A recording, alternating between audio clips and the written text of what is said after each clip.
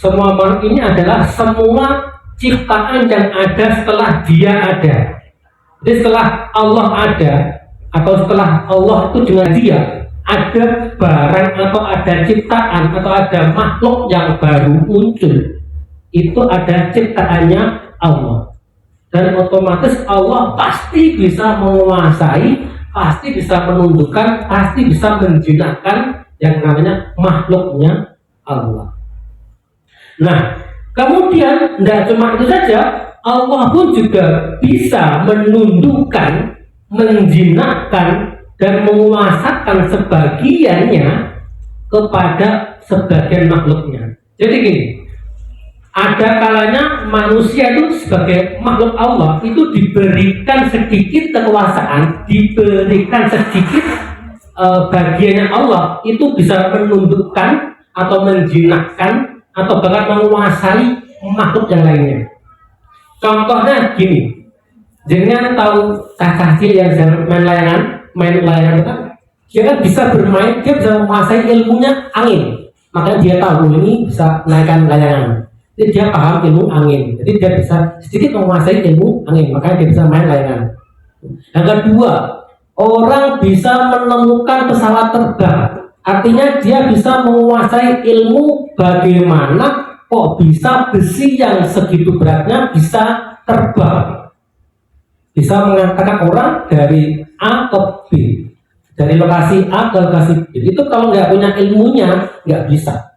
Artinya Allah memberikan sebagian kekuasaannya itu dikuasakan pada manusia atau bisa dipakai untuk menundukkan ilmu yang Allah punyai, sebagian ilmu yang punya untuk bisa dimiliki oleh manusia atau bisa dimiliki oleh makhluk yang lain. Nah, untuk contoh yang dulu sudah ada, yaitu ada pada Nabi Sulaiman. Ingat, Nabi Sulaiman itu punya banyak prajurit, punya banyak punggawa, baik yang dari jin, baik dari manusia dan hewan. Tapi Nabi Sulaiman juga punya yang namanya pasukan angin. Dia tuh bisa menyuruh angin sana ke sana, kamu sini, bisa. Karena Allah memang memberi kuasa sedikit yang punya dia pada Nabi Sulaiman itu bisa menguasai, bisa menundukkan yang namanya angin. Nah, itu contohnya Allah memberikan sedikit kuasaannya pada manusia atau pada makhluk untuk bisa menguasai makhluk dan lain. Nah, kemudian apa yang kita bisa teladani dari sifat Al-Qahar ini, yaitu kita akan dilatih untuk menundukkan hawa nafsu kita.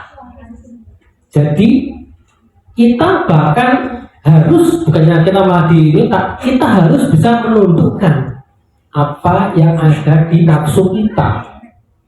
Karena di dalam hadis Nabi disebutkan bahwa la yu'minu ahadukum hatta yakuna hawahu taba'an lima ji'tu bih. Tidak beriman seseorang dari kalian hingga hawa nafsunya mengikuti apa yang aku Nabi bawa. Jadi artinya itu Nabi meminta atau memerintahkan hamba atau umatnya untuk bisa menahan hawa nafsunya dan harus mengikuti apa yang syariat bawa dari Nabi Muhammad. Contohnya begini, Nabi mempunyai sunnah atau mempunyai syariat puasa, ya, puasa sunnah dan Kamis ini. Nah, kita itu ketika